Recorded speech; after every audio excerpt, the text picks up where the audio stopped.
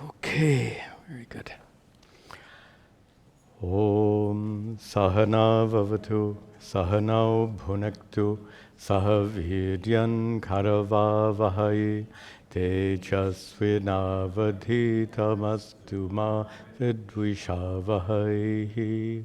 Om Shanti Shanti Shanti. Repeat after me.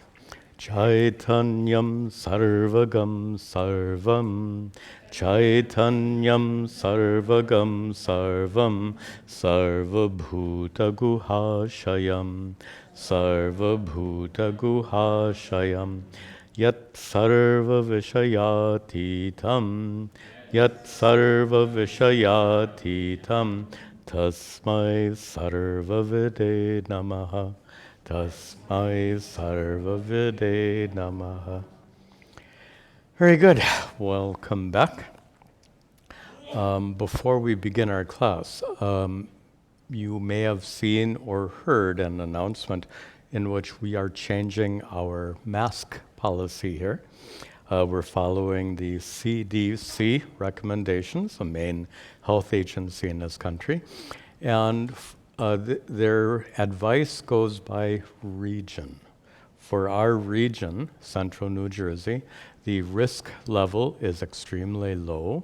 For that reason, the CDC does not recommend any longer wearing masks in indoor gatherings like this. They do continue to recommend masks for transportation. If you're on a bus or train or plane, they would still recommend you wear a mask, but they've dropped the mask recommendation for meetings like ours. So wearing a mask is optional, and if you have any concern whatsoever for your health, please feel free. Continue to wear that mask. Also, you should know that our other rules still continue, in that everyone who comes must be vaccinated and boosted. You must have no contact with anyone who's infected. You must not have a fever or anything. And also our circulation, air circulation continues to run, so the air never becomes stagnant. And the point I'm making is, if you have any health concerns, I think these steps mitigate those risk factors. So you can continue wearing a mask or not, knowing that it's quite a safe environment. Okay. Let us pick up the thread. In the last class, we saw these two verses describing the samsara chakra, the circle or endless loop of samsara. And just to review it very quickly, karmani deha yogartam, your accumulated sanchita karmas lead you to get a body and get reborn. Deha yoge, and when you have a body, priya apriye dhruve syatam. This is verse 3. You will certainly have, you will invariably have sukha and dukkha, pleasure and pain, and tataha, and from that pleasure and pain, raga and dveshaha. You will have a desire, a compulsion to chase after what makes you feel good. You'll have a compulsion to run away from that which doesn't make you feel good. And tataha kriyaha. And from those compulsions of raga and dvesha, you will then have kriyaha, act. You'll act on those compulsions of raga dvesha. Then this fourth verse, I actually taught it very completely, but several of you mentioned that we didn't chant it. So for completeness, we'll chant it now. Dharma dharma tato jnasya, dharma dharma tato jnasya, deha yogastata punaha, deha yogastata punaha, evam nitya pravrittoyam, evam nitya pravrittoyam, samsara chakravat bhrasham, samsara chakravat bhrasham. So, last verse ended up with raga dvesha compelling you to act, But there's a problem here. Tataha, because your actions, dharma and adharma. Some of your actions will be in accordance with principles of dharma. Some of them will not be in accordance with dharma. Why? Ajnasya, because you're ignorant. If you were enlightened, you wouldn't have that problem. But being not yet enlightened, you will commit acts not only dharmic, but also adharmic. And guess what? Deha yoga tata punaha. All of that karma, good and bad, will then lead to yet another birth. This is the samsara chakra, and we'll see a shortened form of it in just a minute. Evam, thus, ayam samsaraha, this samsara is nitya pravrittaha. It just goes on and on and on and on. Remember those commercials for the ever-ready battery? They had that bunny. It just goes on and on and on and on. That's our samsara chakra. It is chakravat in the last line. It is like a cycle, and it is brisham with certainty and power. It continues inescapably. It continues. Then, how to get out of that samsara chakra in verse 5. Yeah, thank you. In verse 5, we saw the answer, which is simply jnanam. And I want to come back to that and make it clear why knowledge is the way out of the samsara chakra. Shankara has given it in a... Pardon? Oh, thank you. Yeah, and thank you. I apologize to those of you watching online. I forgot to put the slides on. I've just been reminded. Thank you. In those two verses, Shankaracharya gave a fairly elaborate description of that samsara chakra. It's usually given in a more concise way. I'd like to show you the concise way, and then you'll see the importance of knowledge. So let me go to the board. Let me push the right button this time. We'll need the light on. Thank you. So here is the short form. Shankara gave a more elaborate form of that samsara chakra. Here's the short form. You start with ajnana. Ajnana because when you're born, are you born enlightened? We wish. So you're born in a state of ignorance, and because you fail to recognize, and not ignorance in general, of course we're born ignorant in general, but here in this context, the ignorance we're talking about is a particular kind of ignorance, the ignorance my guru called self-non-recognition, failure to recognize your own true nature, sat-chit-ananda atma, or to use a more popular expression, failure to recognize that inner divinity. So due to that ignorance and failing to recognize your innate fullness and completeness and perfection and divinity, it's not surprising that you will experience kama, desire. If you knew how full and complete you already are, you would desire nothing. But failing to recognize that inner divinity, your own fullness and completeness, kama is inevitable, and kama is, Shankara explained it in more detail, as raga and dvesha, compulsions. And those compulsions cause karma, action.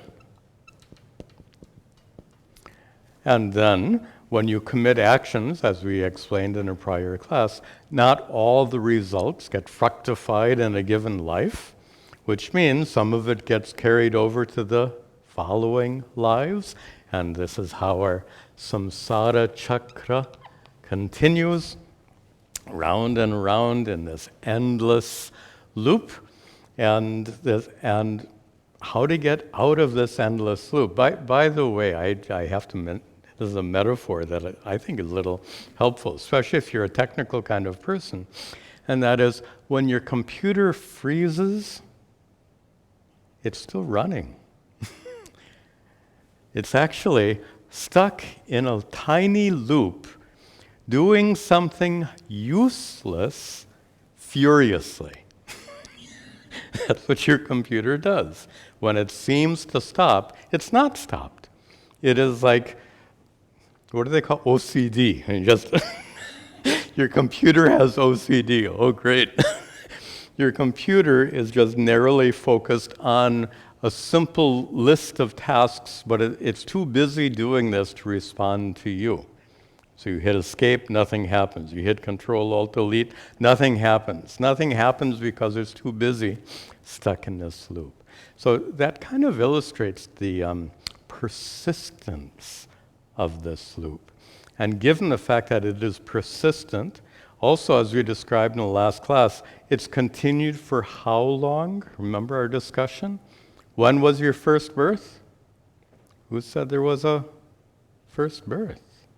Endless loop. There have been an infinite number of prior lives, and an infinite number of prior lives. You've accumulated an infinite amount of karma, a lot of momentum to keep you trapped in this loop. How will you ever get out? And here is the way out. Ignorance, interesting. Karma is, we've said, you've had an infinite number of prior lives. So therefore, karma is beginningless. And karmas are infinite, so in number, your accumulated karmas are infinite in number, so you can't get rid of them a little bit at a time. But watch this. Ignorance is also beginningless. And if you think of the logic, ignorance has to be beginningless, because if it was preceded by something other than ignorance, ignorance would be preceded by knowledge. Ignorance can't be preceded by knowledge.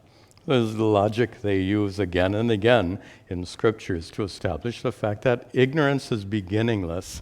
But fortunately, ignorance may be beginningless, but it comes to an end. Like that. The moment knowledge takes place, ignorance gets destroyed. Ignorance may be beginningless, but it most certainly has an end. It gets destroyed. All right. You push the right buttons. Okay. So that having been said, and we're going to use that the short form for our samsara chakra going forth. There was a question about that knowledge by email, and if you have any questions, you can send them to me by email. The question is, what happens if a person, even after continued effort, only gains intellectual understanding but fails to gain direct knowledge? Intellectual understanding is not the right expression. Information. Information is not knowledge. For example, you all know E equals mc squared. You've all heard that? You've all seen it written, E equals mc squared? Do you know what it means? Do you know all the implications? And can you actually work out the mathematics? When I was studying engineering, they actually made us go through the math behind that equation. We had to use the equation. The point I'm making is, if you merely know the equation, that's not knowing what it means. Similarly, if you merely know atma is sat-chit-ananda, that's like knowing that E equals mc squared. No difference. They're just words, they're just ideas, empty concepts. That is not what we mean by knowledge. We'll call that information. So what happens if you only get information? You have to keep striving to gain this immediate, direct knowledge. It is in the form of a personal discovery, and we'll have many opportunities to talk about this further. It's not a concept, it's not an idea, it's not a philosophical principle. It is the personal discovery of your true nature. That's what it is.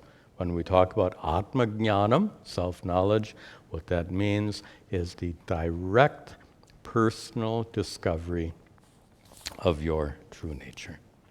Okay, with all of that complete, we can pick up the thread and continue with verse 6. Vidyaiva jnanahanaya, vidyaiva jnanahanaya, na karma pratikulataha, na karma pratikulataha, na jnanasya prahanehi, na jnanasya prahanehi, ragadvesha kshayo bhayet, ragadvesha kshayo.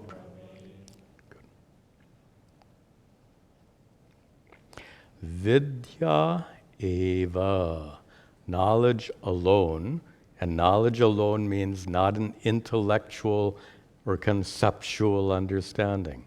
Knowledge alone means the direct personal discovery of your true inner nature, as that sat-chit-ananda atma means, the vastness, the perfection, the boundarylessness, the fullness of your true nature.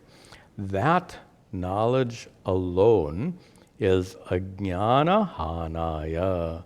That knowledge alone can destroy ignorance. Notice, every kind of ignorance is removed by an appropriate kind of knowledge. So knowledge of refrigerators doesn't tell you anything about this pot.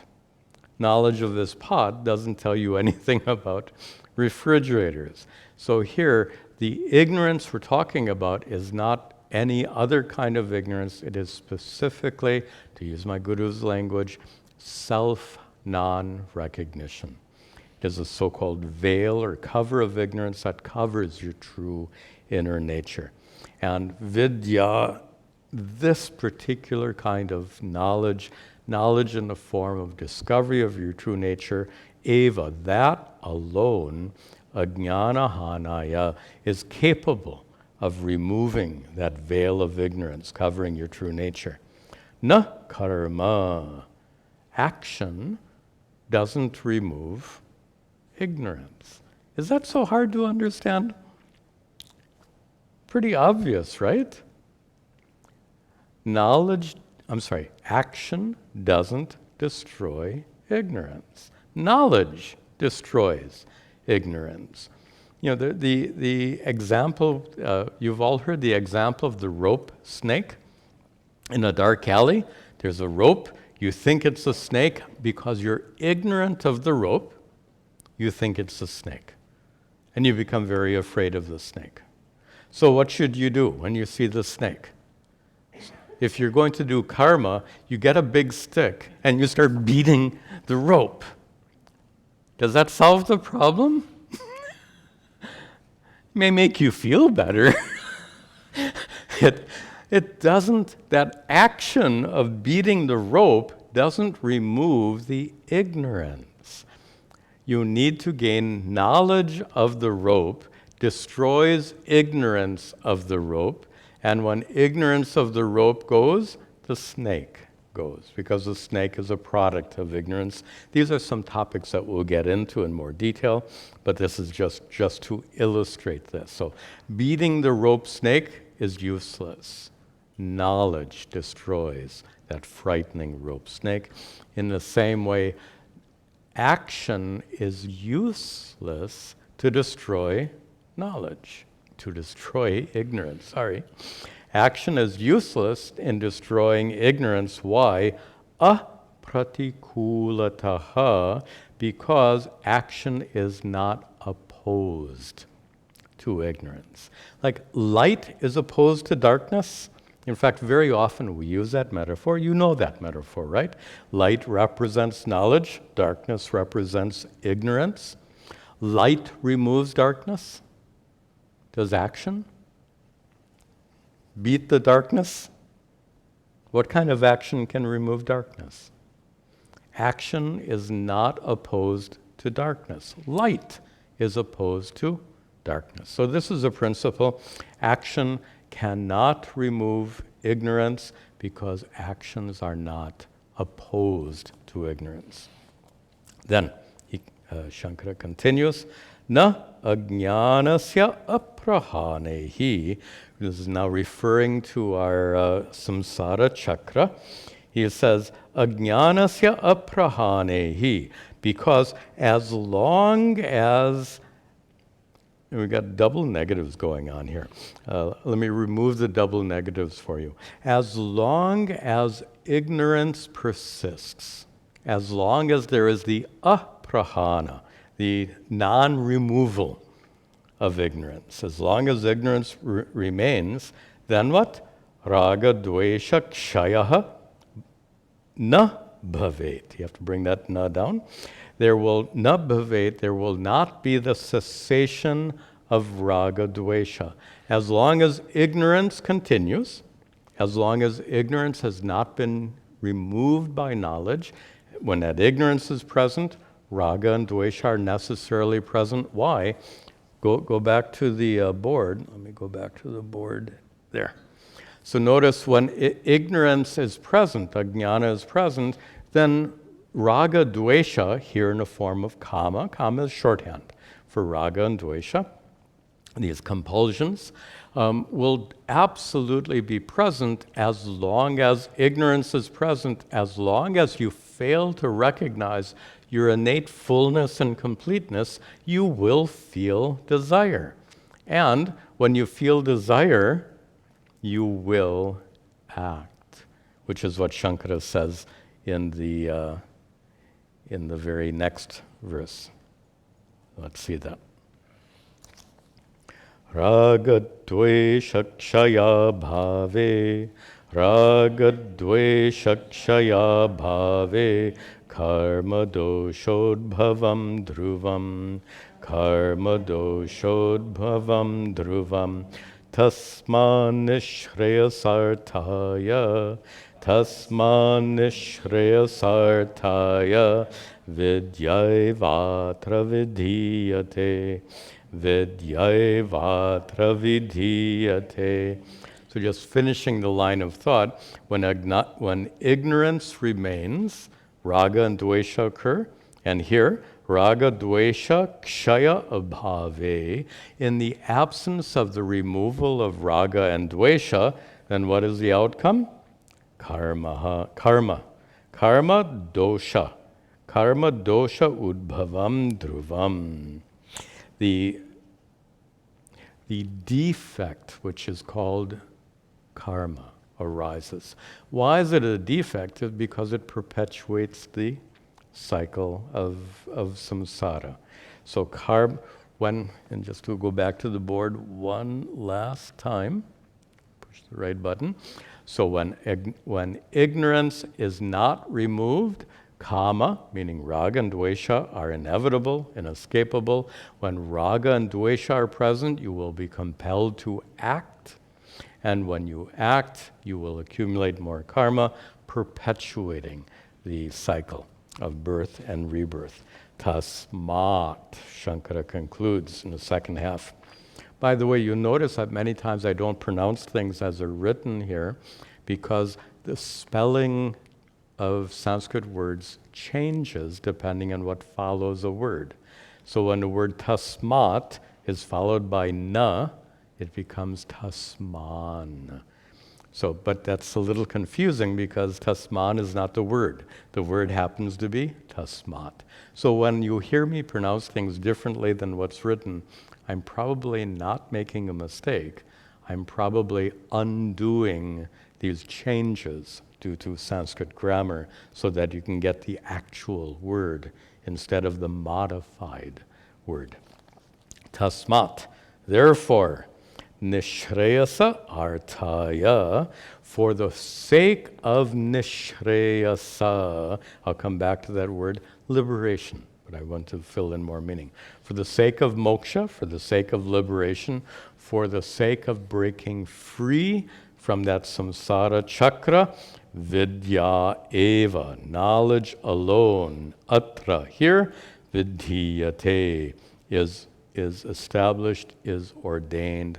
Knowledge alone is presented here, and here means not only in this text Upadesha Sahasri, but on the scriptural tradition on which this is based. I think in the introductory class I mentioned Shankaracharya did not invent Advaita Vedanta. He merely gave structure to these much more ancient teachings which actually have their origin in the Upanishads. So atra here means on a surface level in this text. In a deeper level, it means in the whole tradition of Vedanta that starts with the Upanishads, vidya eva, knowledge alone, vidyate, is presented as a solution to the problem of suffering. And that is the whole focus of Vedanta. As long as you're in that chakra, you're subject to suffering. Moksha is to be free from suffering, to break out of that chakra. And the word Shankara uses here, nishreyasa. Nishreyasa is a synonym for shreyas, which might be more familiar to you. Shreyas is that which is the ultimate, the best. The best. The distinction is always made between shreyas and preyas. Preyas are ordinary pleasures, whatever you can accomplish in the world, whatever pleasures and accomplishments you can enjoy in the world, that's all called preyas, and it is all time-bound, it is all limited, none of it lasts. Shreyas is, or here nishreyasa, is at a completely different level. Generally, we understand contentment as something we experience for a period of time. Imagine contentment that was your permanent condition. That would be an accurate way of describing this. Unshakable contentment. Uninterrupted contentment. No amount of worldly effort will get you that uninterrupted contentment. This does. Vedanta can lead you to that uninterrupted contentment. Okay, so this much is the introductory portion of the text. As we continue now, we'll hold off on this verse 8 for just a moment, but it begins with this word nanu, which is a common word to introduce an objection. And here, if you're not familiar with this style of writing, it needs to be explained. And the style, it's a scholarly style of writing in which the author will present an opposing point of view. And not just present it, actually develop it. And sometimes the opposing point of view can be developed so much that you forget which side the author is arguing for, because it's not, and these arguments are not the expression used in logic. You've heard the straw man argument. A straw man argument is a very weak objection and is just thrown out there to create an obstacle. These are not weak objections being raised by the author. Shankara himself is going to raise some very serious objections to what he teaches. This is the tradition of intentionally raising the opposing point of view, raising objections and raising them very seriously, then dismissing them. To raise an objection is called purva paksha. Paksha, literally wing, but here like in English we say left wing and right wing, that wing. Means a perspective. Purva paksha is the prior perspective, the other guy's point of view, basically, the objector's point of view.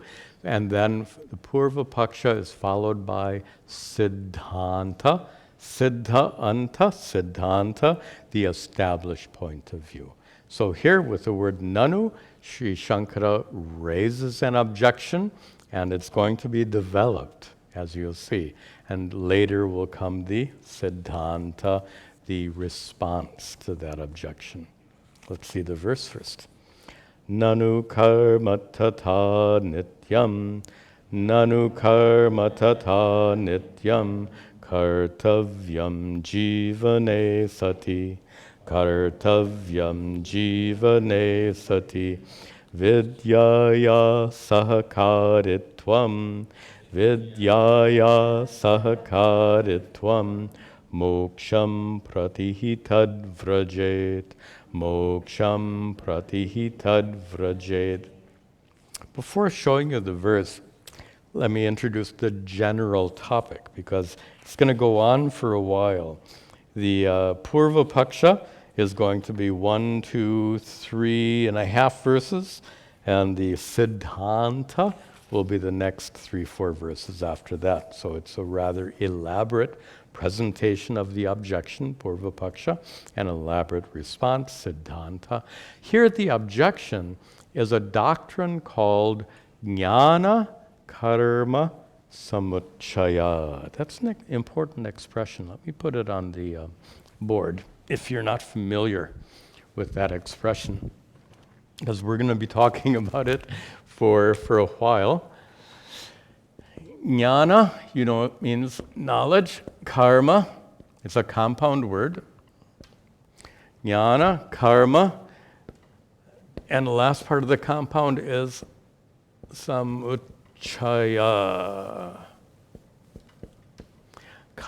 Samuchaya, yeah. A combination.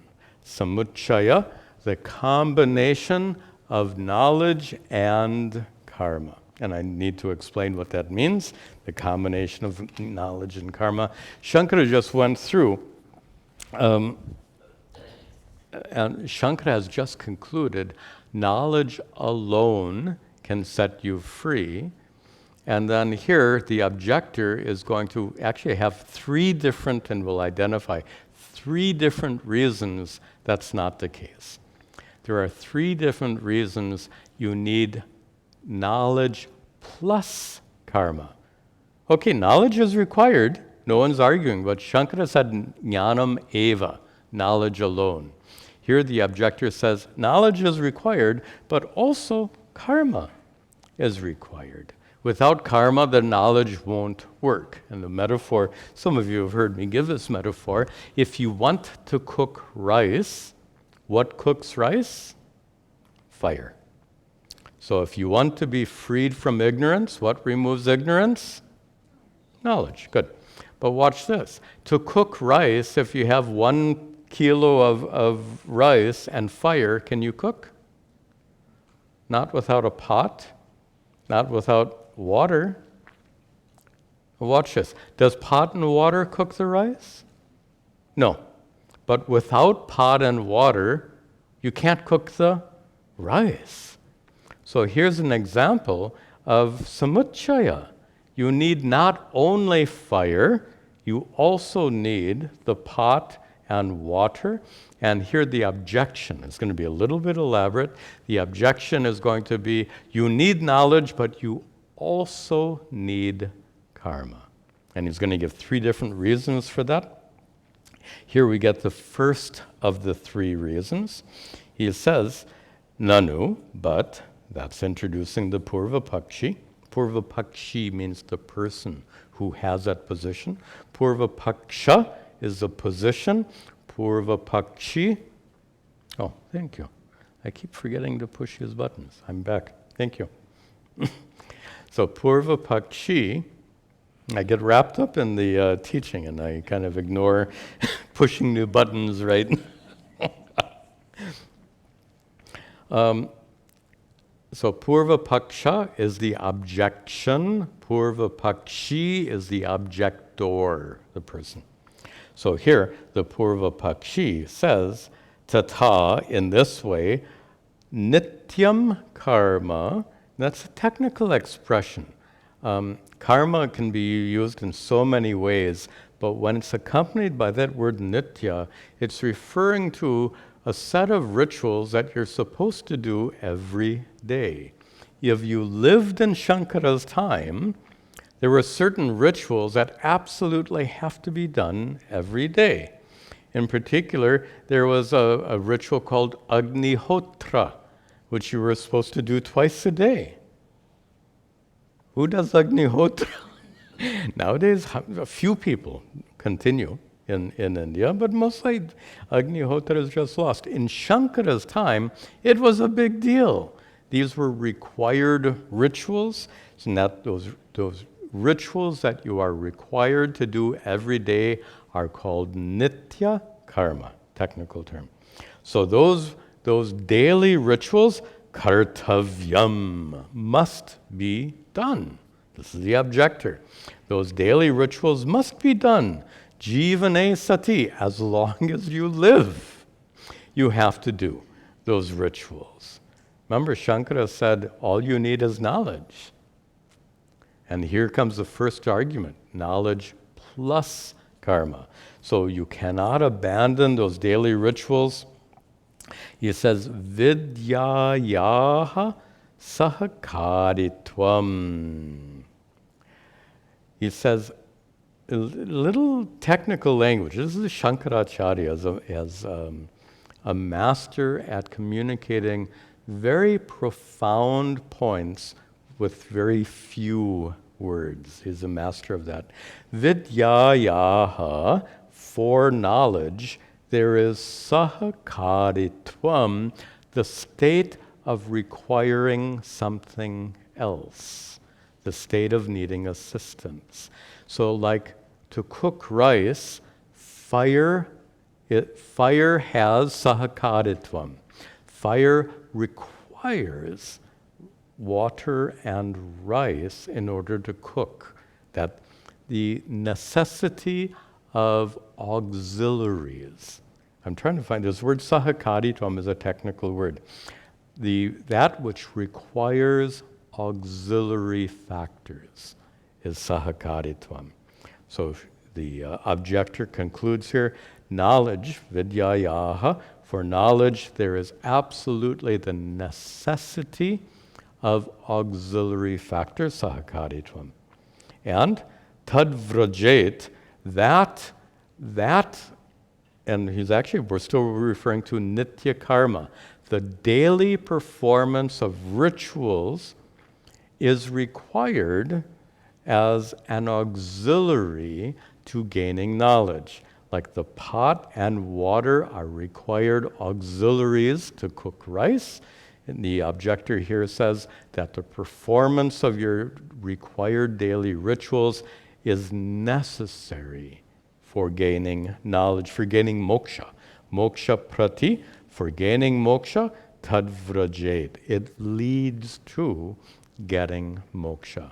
Just as water and pot enable you to use fire to cook rice, in the same way, the continued performance of your daily rituals enables you to gain moksha through knowledge.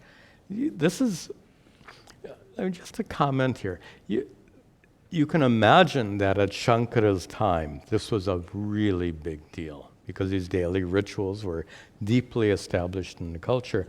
Now, you might suggest that it's not so relevant today, and I agree, the rituals are absolutely not relevant today, but we can, instead of rituals, we can talk about another kind of modern karma, a different kind of nitya karma in modern times. So in ancient times, nitya karmas were what you had to do every day, required karmas. Modern day nitya karma means going to the office, going to do your work. That's nitya. And by the way, nitya karma literally means that which you have to do every day. And you might do it only 5 days a week, but you get the idea. And so here, the argument is that you better not give up your job and pursue knowledge alone. This is the modern version of this objection. The modern version of this objection is, don't take sannyasa. Don't give up your day job. Don't abandon worldly life. The modern version of this objection is being engaged in worldly life is an auxiliary support for gaining knowledge. Now, this is the objection. Please note, this is not a weak straw man objection. It's pretty significant, and this is one of three. So this is the first argument based on this word sahakaritvam, requiring an auxiliary. And now in the next verse, he's going to give two more objections. Let's see that. Yatha vidya tata karma, yatha vidya tata karma, choditatva v6-11, choditatva v6-11, pratyavaya smrteshchaiva, pratyavaya smrteshchaiva, karyam karma mumukshubhihi, karyam karma mumukshubhihi. So here comes the second argument. Yatha, in the same way that vidya, knowledge, is, the second line, chodita. It is enjoined. Just as knowledge is enjoined, tata, in the same way, karma, actions, chodita, are enjoined. Why? Choditatva avisheshataha. There is no distinction between knowledge and karma, both being enjoined. Now that's a little bit obscure, but you will understand it when we go back to our opening, second class, when I dragged you through that whole jnana karma thing. And here's one reason it's necessary to know that. The karma kanda, the portion of the Vedas that gives you all of the rituals, so all of the rituals are chodita. They are enjoined. Enjoined means commanded. They are commanded in the karma kanda of the Veda, and then in the jnana kanda of the Veda, if you remember that our discussion, in the jnana, in the Upanishad portion of the Vedas, then knowledge is enjoined. The karma kanda tells you, do karma. Jnana karma tells you, seek knowledge. Two different, and as you remember, in our discussion, two different sections of the Vedas for two different kinds of people. So this is our idea. And we said, depending on your goal, if you're seeking dharma, artha, kama, you use the karma kanda. If you're seeking moksha, you use a jnana kanda. If you miss a class, you can go back online and watch it. It was the second class where we talked about all this. So here, please note that the Vedas are considered authoritative. This is how Hinduism is structured. The Vedas are the source of guidance for living your life. If you want to gain dharma, artha, and kama, then the karma kanda of the Vedas is authoritative. Do these karmas.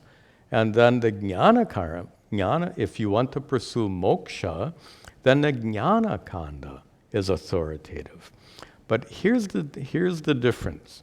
When we discussed this previously, I described it as different sections of the Veda intended to serve the needs of different groups of people. That explanation is according to Shankara. According to the objector, you're supposed to follow the whole thing. Who said you can pick and choose? You can only follow the jnana karma of the Veda. Who said you can ignore the karma kanda of the Veda? This is the objector's point of view. The karma kanda of the Veda is just as authoritative as the jnana karma of the Veda. If you're a pious Hindu, you're supposed to follow both. Who said you can only follow the jnana kanda and give up the karmas, the rituals of the karma kanda? Both parts of the Veda are authoritative. The part of the Veda that ordains, enjoins karma is authoritative. The part that enjoins knowledge is equally authoritative. That word avisheshataha means equally. They are equally asserted. The value of karma and jnana are equally asserted by the Vedas. Who said you get to pick and choose? That's the objector's point of view. You may have heard me talk at length about the fact that you do get to pick and choose. This is one of the unique principles that we find in the Hindu tradition. You may have heard me talk about it, the principle of adhikari bheda, different teachings intended to serve the needs of different groups of people. This is what Shankara teaches, this is what I teach. This is obviously not what the objector believes. The objector is like one of these Bible-thumping Christians. Whatever's in the Bible, you have to follow it. So this objector is like that. The Vedas say you must do these karmas. The Vedas say you must gain this knowledge. Who says you get to pick and choose? This is the objector's position. And there's one more, the third argument. The third argument is pratyavaya smritehe cha eva karyam karma mumukshubihi. He says karma, these daily rituals, karyam, must be done mumukshubihi, even by a seeker of moksha. Remember we said before, rituals have to be done by those who seek dharma, artha, and kama. Not by one seeking moksha, but we're dealing with the objector.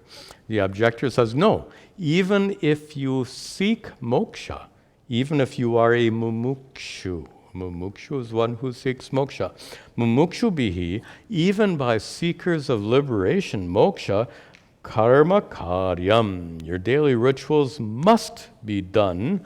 Why? Pratyavaya smritehe. Because of the scriptural rule of pratyavaya, another technical term. Pratyavaya means sin of omission. If you fail to do your daily rituals, you incur the sin of omission, sin of omission.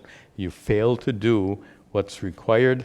And he says that there's a scripture that describes it, and the commentator actually quotes the Manusmriti, and the Manusmriti says, akurvan vihitam karma, if you fail to do the prescribed daily rituals, then what? Ninditam cha samacharan. That behavior is ninditam. It is censurable. It's wrong. It is wrong to fail to do your daily rituals. So here comes a third argument, and let's summarize this. Let me go back to the board, try to push the right buttons. And so here, let me summarize the three arguments in the last two verses. The objector gives three arguments. The third argument is sahakaritvam. Now, I'm hesitant to give a one-word meaning for that, because it's a complicated idea. The fact that fire requires additional factors, that's what sahakaritvam means. The necessity of auxiliary factors. I don't know what one English word can mean that, so we'll just leave it with sahakaritvam. That was the first argument, that knowledge requires rituals. Without rituals, knowledge is like fire without the pot and water. That's argument one. Argument two is that both are vihita ordained. Both knowledge and rituals are equally ordained by the Vedas. The Vedas say you should do your daily rituals. The Vedas say you should seek this knowledge. And who says you can pick and choose one or the other? Both are equally ordained. That's the second argument. And the third argument we just saw, pratyavaya, is our so-called sin of omission. These are the three reasons, even if you are seeking moksha, you must continue to do your rituals. And doing your rituals, as I said, in Shankara's time, it literally meant doing all these rituals.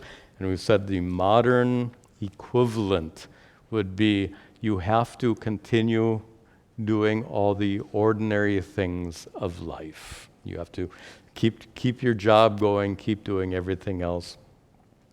And basically, I guess I should make this point. The objector belongs to a school of thought called karma mimamsa. Karma mimamsa are the ones who follow the ritualistic portion of the Vedas. And for them to focus only on the jnana kanda, the last portion of the Vedas, and to ignore the karma kanda of the Veda is a huge mistake. So one thing those karma mimamsakas don't like is sannyasa. Because when you renounce ordinary worldly activities, you also renounce all these rituals. And even in modern times, you renounce going to work every day and all the normal activities of life. You can be sure that Shankaracharya, being a sannyasi, is going to have a very different perspective on this, and we'll see how that comes out in the coming verses.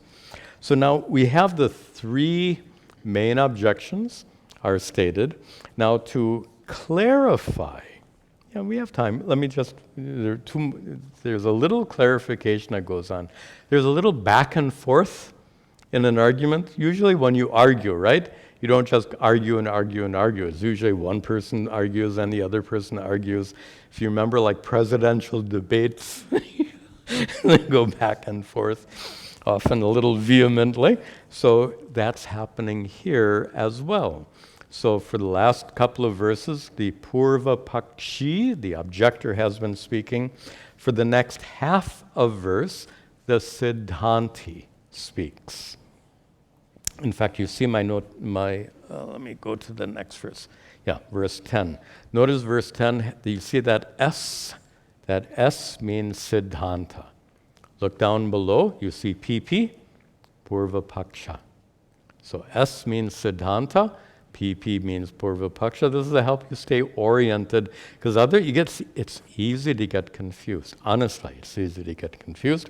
We don't want to get confused. Let's see this verse.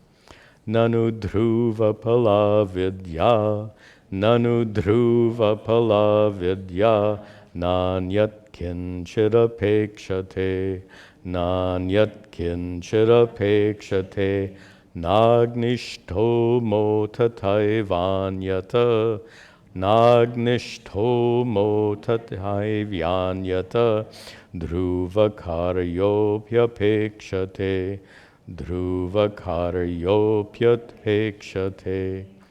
So Nanu is now here, the Siddhanti. It's our point of view responding, but he says, vidya, knowledge, is dhruva pala. It has a fixed and certain result.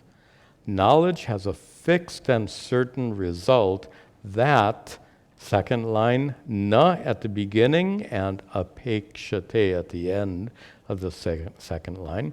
Na apekshate, that knowledge doesn't depend, na apekshate, knowledge doesn't depend, anyat kinchit, on anything else. This is an argument. Because knowledge has a fixed and certain result, Knowledge doesn't depend on anything else. Let me give you an illustration. Where did I put that pot? Oh, that's where it is. I hid it. All right. To gain knowledge of this pot, you see it. Do you need to do any karma?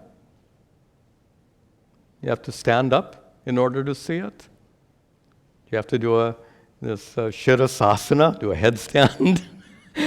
No.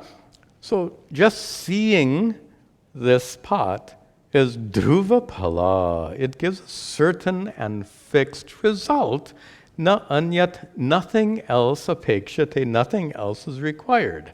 So this is Shankara's argument, or this is the response, first response to the Purva Pakshi, is that knowledge gives a fixed and certain result, and like seeing the pot depends on no action at all.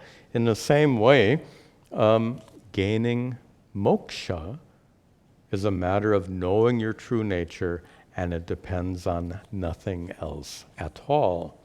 Now, the Purva Pakshi continues.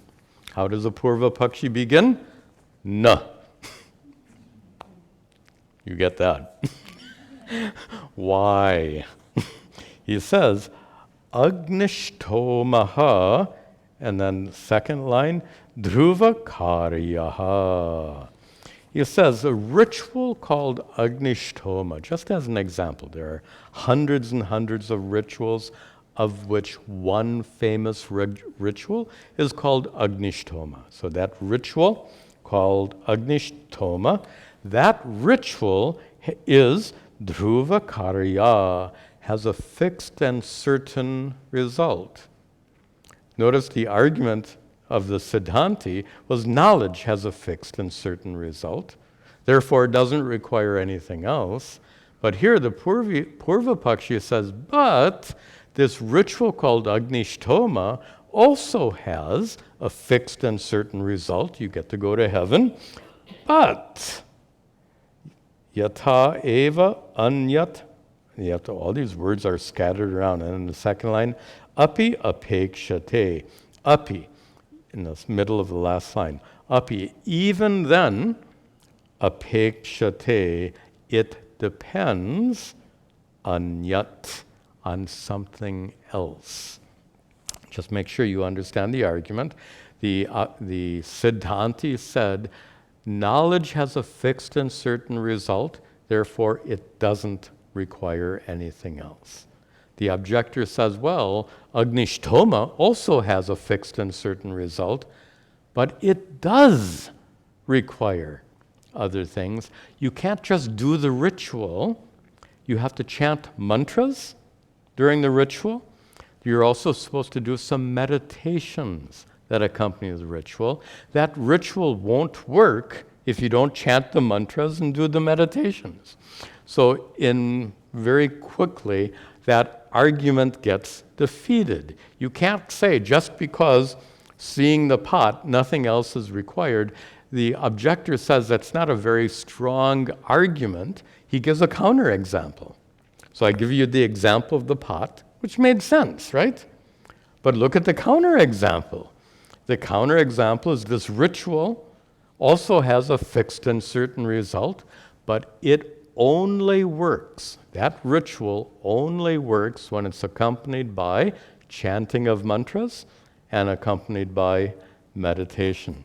So then the objector concludes, Yatha dhruva phala vidya, tata dhruva phala vidya, karma nityam apekshate, karma karyam apekshate, ityevam kechadichanti, ityevam kechadichanti, na karma pratikulataha, na karma pratikulataha. So the Purva Pakshi continues, and reaching back to the prior verse, just like the Agnishtoma ritual only works when it's accompanied by chanting mantras and doing meditations, he says, tata, in the same way, vidya, knowledge, which is dhruva pala, which gives a certain and fixed result. That knowledge, nityam karma apekshate. That knowledge depends on the performance of daily rituals. Just like Agnishtoma ritual only yields its result, going to heaven, when that ritual is accompanied by chanting mantras and doing meditations. He argues in exactly the same way, this knowledge, this Vedantic knowledge, only works when it's accompanied by the performance of rituals. So this is really a reference to the, let's go back to the board. This is a reference to the first of the three arguments, sahakaritvam. Just as the fire only cooks rice when it's accompanied by water and pot, just like the Agnishtoma ritual only gets you to heaven when it's accompanied by mantras and meditations. In the same way, knowledge only frees you from the samsara chakra when it is accompanied by nitya karma, by your daily rituals. So here we have the objector's three arguments, and now comes the Siddhanta, is going to refute. And Shankara has a style. He first gives you the brief refutation, and then you get it more elaborately. So briefly, he gives it iti evam, thus, iti evam, thus. Thus kechit ichanti. Thus some people think. Some people think like that. Many people think like you do. Shankara is responding here to those who follow this karma mimamsa, this ritualism of the Vedas. He said, Shankara agrees that there are many people who think like that, but no. So this is Shankara very succinct. Na. And na means you have to, according to the commentator says, you have to add in the words, jnanam na apekshate. Knowledge, na means knowledge does not depend on karma. So na karma means knowledge does not depend on karma. Why? Pratikulataha, because knowledge and karma are incompatible. Now, incompatible is a kind of a complicated word, and we're going to, next several verses, which we'll see in the next class, we'll explain it. Let me just give you the short version of it. Incompatible. If you want to cook rice, is a refrigerator helpful? Incompatible. Cooking rice and refrigeration are incompatible. And Shankara in the coming verses is going to argue that jnanam, knowledge, and karma, action, are incompatible with each other. If they're incompatible, a refrigerator won't help you cook rice, karma won't help you gain knowledge. Incompatible. How it's incompatible, we'll see in the next several verses, and we'll leave it here for tonight and continue next week. Good. We'll conclude with our prayers.